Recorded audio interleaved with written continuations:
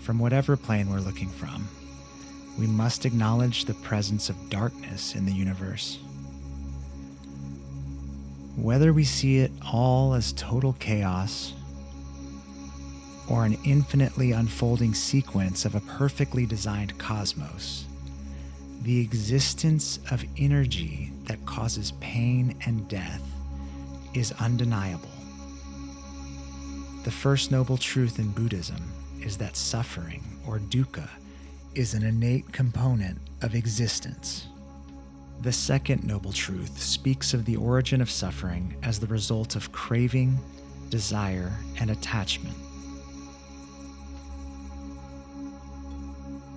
When we consider darkness or the causation of pain in these terms, as opposed to some anthropomorphic malignant evil, not only is it easier for us to accept and grasp as a causal force in this existence, but it empowers us to stand up to it through actions of eliminating the suffering of others, trading desire and attachment for love and compassion.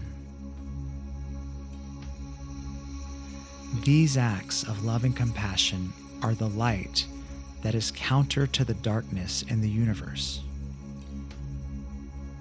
And as we deepen our meditation practice, we quickly realize that they are the reason that we are here.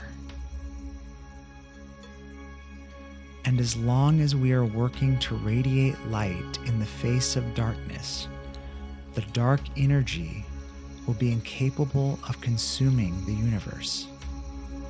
And if only by a hair, it will be a hair lighter than it is dark, and so lightness will prevail.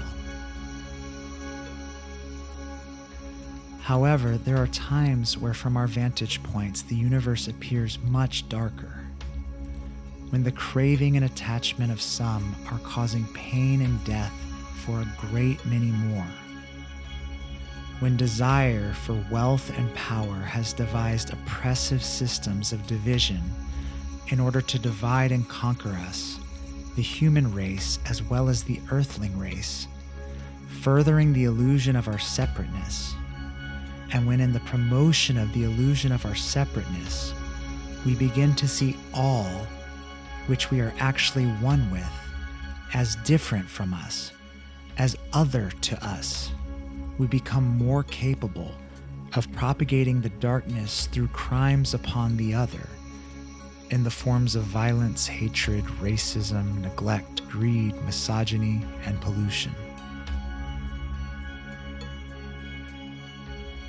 In these dark times, it is particularly difficult to have faith in love and light as an essence of the universe. When there is so much cruelty, one can come to the conclusion that we live in a cruel and careless universe. But if on an individual level we care about the suffering of others, then we have effectively nullified that conclusion. And so we practice in order to calm our hearts, bodies, and minds, to make them less agitated by and reactive to the suffering we witness caused by the dark energy of attachment, to grow the space and equanimity within ourselves, to cultivate an understanding for effective action in the alleviation of that suffering, and to disintegrate the illusion of our otherness, illuminating that the cessation of the suffering of others is indeed the cessation of our own suffering as components of the one great cosmic organism we are all parts of, and to keep the light alive. And so once again, we begin with our breath. Without forcing it, take a deep breath in and a long breath out. And notice how at once you have begun to feel a bit lighter.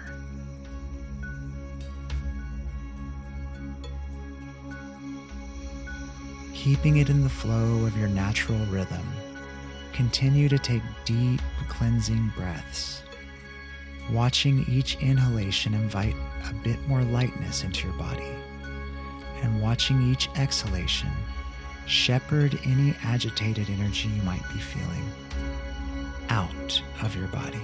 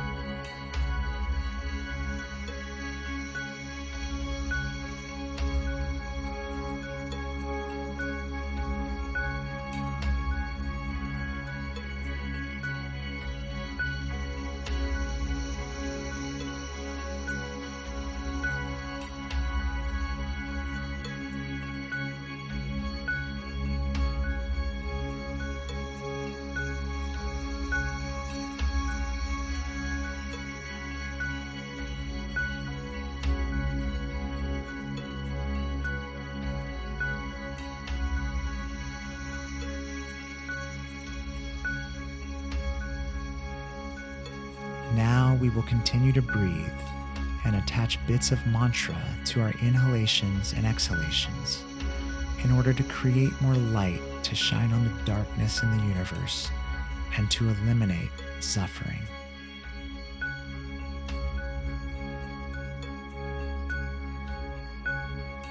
Inhaling, I invite light into my heart. Exhaling, to shine upon the darkness. Inhaling, I invite light into my heart. Exhaling, to shine upon the darkness. Inhaling, I invite light into my heart. Exhaling, to shine upon the darkness. Repeat the mantra internally now.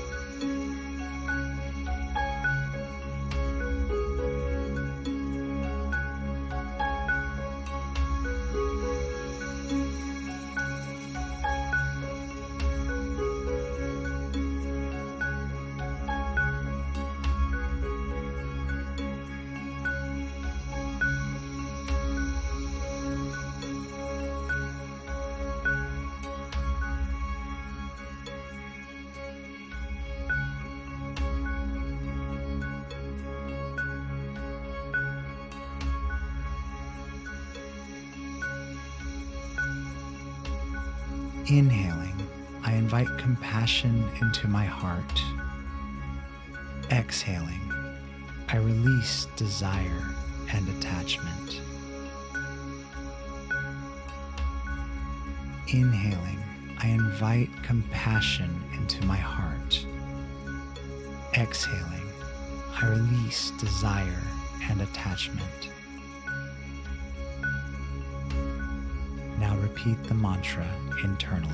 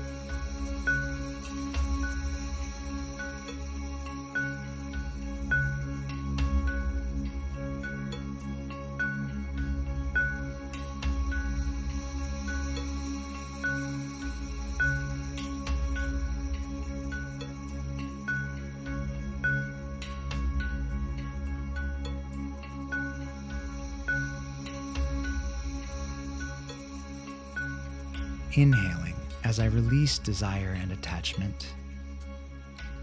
Exhaling, I begin to eliminate suffering. Inhaling as I release desire and attachment. Exhaling, I begin to eliminate suffering. Inhaling as I release desire and attachment. Exhaling, I begin to eliminate suffering. Repeat internally.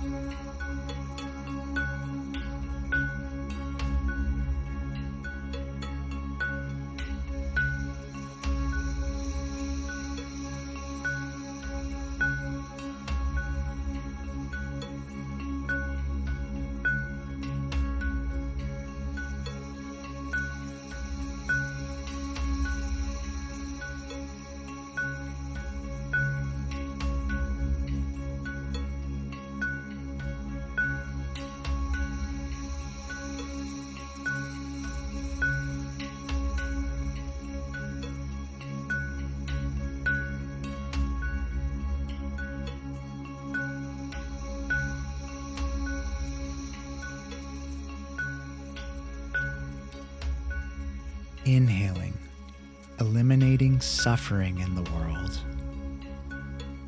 Exhaling, the world becomes a lighter place. Inhaling, eliminating suffering in the world. Exhaling, the world becomes a lighter place. Inhaling, eliminating suffering in the world. Exhaling, the world becomes a lighter place. Repeat internally.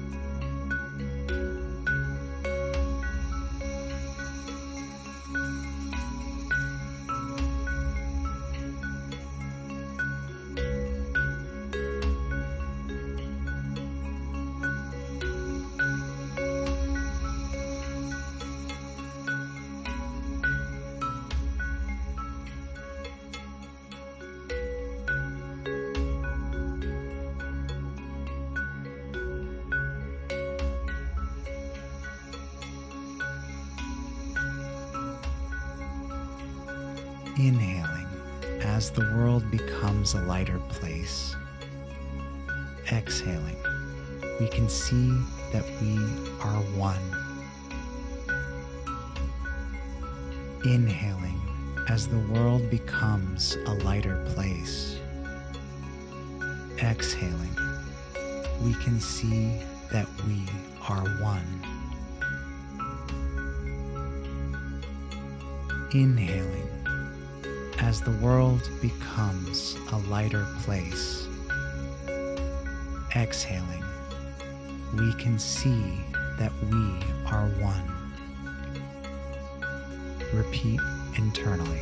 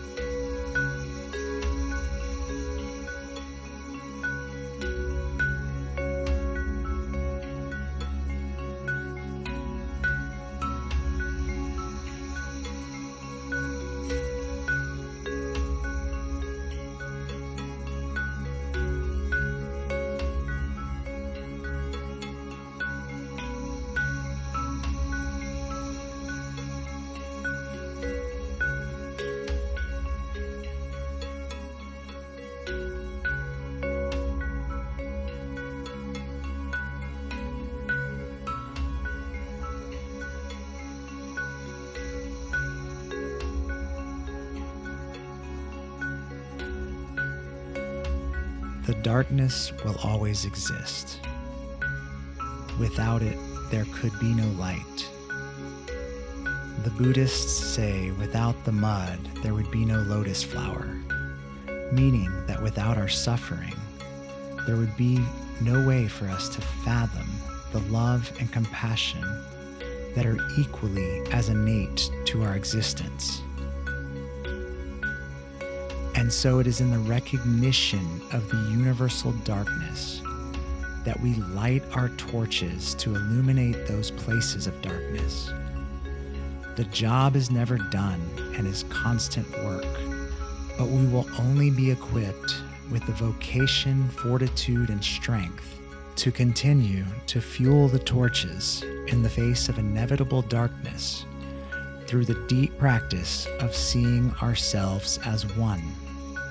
And in doing so, though we realize the vast amount of pain and suffering that we cannot personally alleviate, we do not become defeated by the overwhelming dark expanse, but instead, stalwart and steadfast, we shine our lights in the shadowy areas they can reach.